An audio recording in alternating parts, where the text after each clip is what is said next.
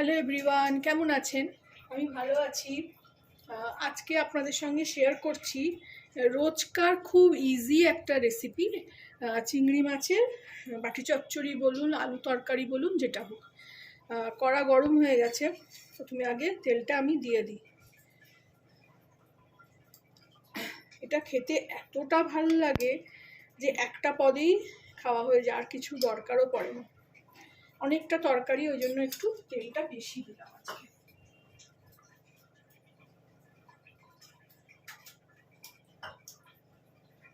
মাটি চচ্চড়ি মানে সব মেখে টেকে বসিয়ে দেওয়া, এটা আমি একটু ভেজেই প্রপার তারিকায় করব।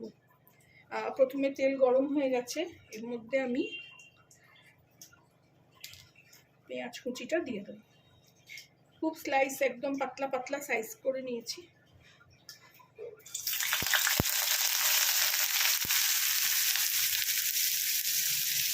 চিংড়ি মাছ থাকলে, চিংড়ি মাছ আসলে যে কোনো রান্নায় দিলেই এত সুন্দর খেতে হয় যে আর কিছু দরকারই পড়ে না। চিংড়ি মাছ এমনই একটা জিনিস। আর এই গরমে আর কিছু করতে যখন ভাল লাগছে না, তখনই মনে হয় কোনো রকমে একটা পদ রান্না করে বেরিয়ে যাই রান্নাঘর থেকে। রান্নাঘরটা পুরো একদম ফার্নেস হয়ে থাকে।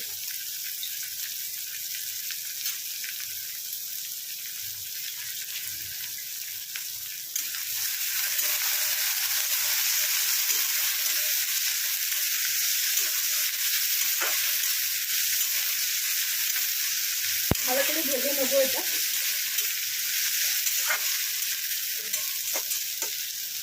একটু নুন ছিটিয়ে দেবো যাতে তাড়াতাড়ি এটা ভাজাটা হয়ে যায়।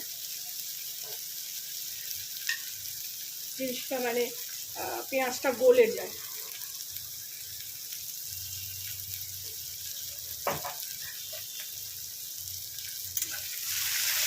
খুব একটা লাল করে ভাজার এখানে দরকার নেই।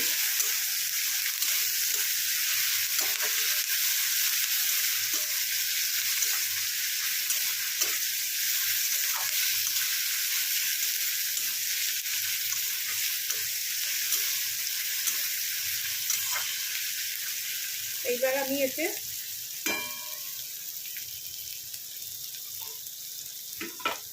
আলু দিয়ে দেবো। আলু দিয়েই করছি, আলু দিয়ে একটু বড় করে করছি।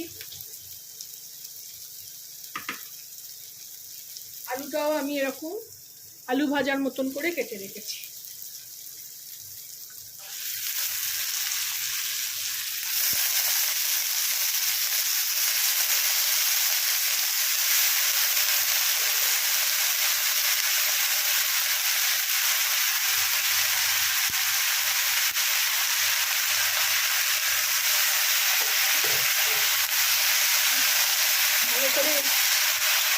ভালো করে মিশিয়ে নেব।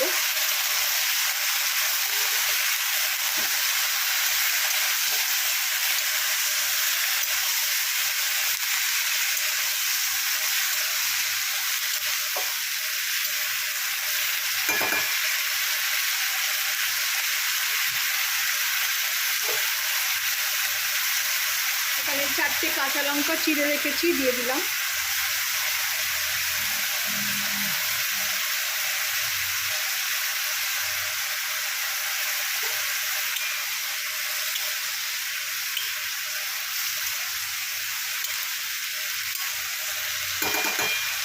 এখানে আলুটা একটু ভালো করে ভেজে নিয়ে ফেরত আসছি। এবার দেখুন, ভালো করে ভেজে নিয়েছি আলুটাকে। আলুটাকে এরকমভাবে কাটারও কারণ হলো কি, তাড়াতাড়ি যাতে সেদ্ধ হয়ে যায়। দেখুন অলরেডি এখানে আলু কেটে যাচ্ছে, ভাজতে ভাজতেই আলু যথারীতি কেটে যাচ্ছে।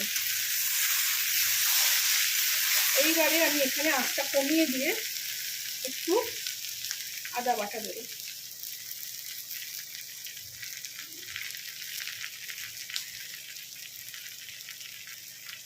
রসুন দেবো না, আমি চিংড়ি মাছে রসুন দিই না, আদা দিয়েই করি, বেশি ভালো লাগে গন্ধটা।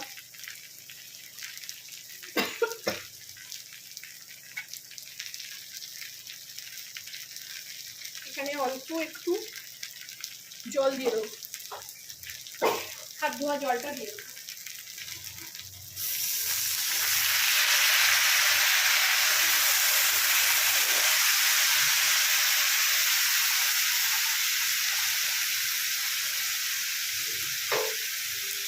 কাছে সমস্ত কিছু ভালো করে গুছিয়ে রাখলে এটার মতন চটজলদি রান্না আর নেই, খেতেও ততই সুস্বাদু হয়।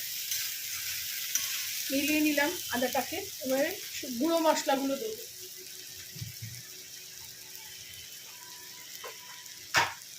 গুঁড়ো মশলা তো দেবার সেরকম কিছুই নেই, আমি তো শুধু হলুদ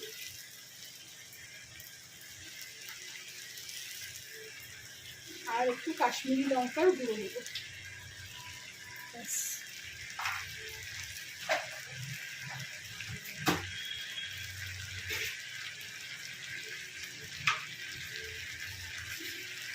টেস্টকে ব্যালেন্স করার জন্য অল্প একটু চিনি, একটু ঝালঝালি ভালো লাগে, তাই জন্য অনেকগুলো কাঁচা লঙ্কা দিয়েছি।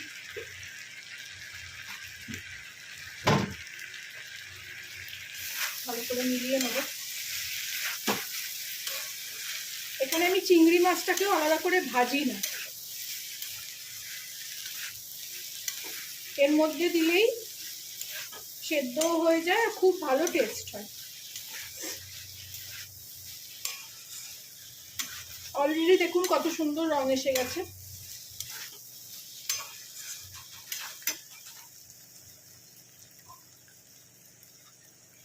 এবার আমি এখানে এই চিংড়ি মাছ কিছুই করিনি, শুধু ধুয়ে রাখা ছিল, দিয়ে দিলাম।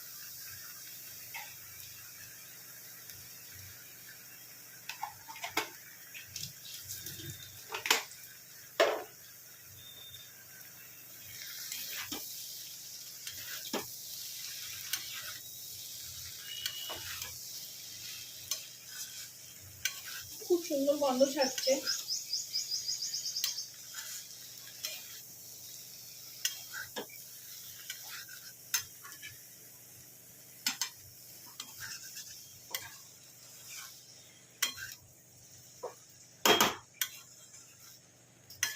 একটু ভালো করে কষিয়ে নিয়ে আমি এখানে জল দিয়ে দেবো। একটু জল জল রান্নাটাই হবে, একটু রস রস মতো, যাতে ভাত দিয়ে ভালো করে খাওয়া যায়। কারণ এইসব রান্না করলে আমি একটাই পদ রান্না করি, আর গরমে তো একদমই থাকা যাচ্ছে না।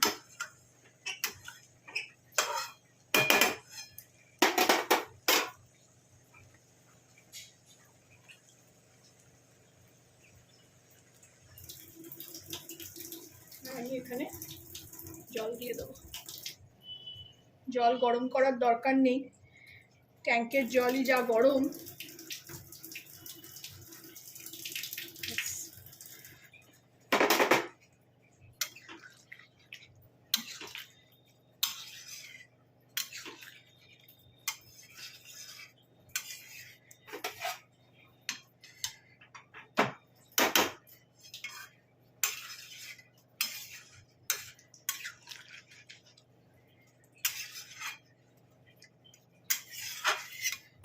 আর একটু জল দেবো খুন্তিটা ধুয়ে।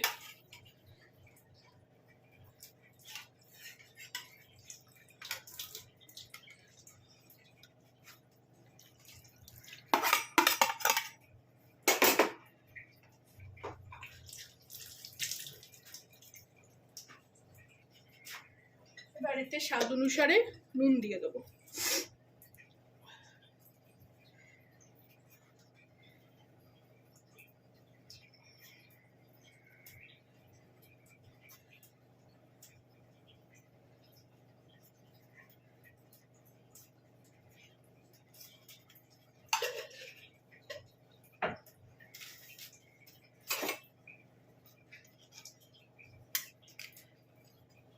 ফুটে উঠলেই ঢাকা দিয়ে দেবো।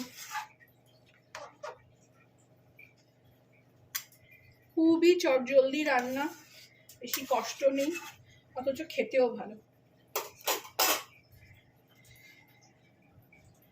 এবার আমি এখানে আঁচটা কমিয়েও দেবো, ওটা ঢাকা দিয়ে দেবো।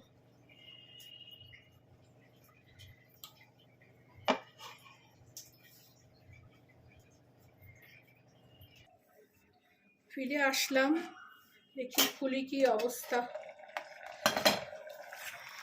এই দেখুন কি সুন্দর কালার হয়েছে। আলুও সেদ্ধ হয়ে গেছে এরমভাবে কেটেছি বলে। এরকম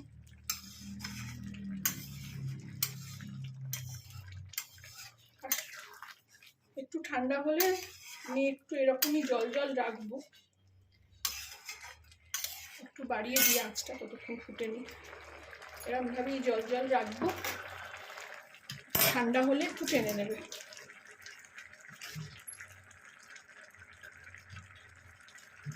এটাতে আমি একটু গ্যাসটা নিভিয়ে দিই, হয়ে গেছে। একটু গোলমরিচ ছড়িয়ে দেবো।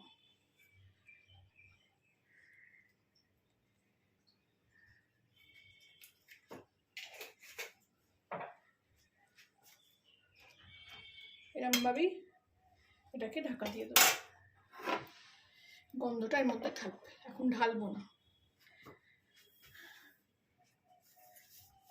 আপনারাও বানাবেন এরকমভাবে, খাবেন, আমাকে জানাবেন কেমন লাগবে।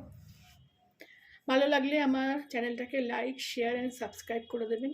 Thank you for watching.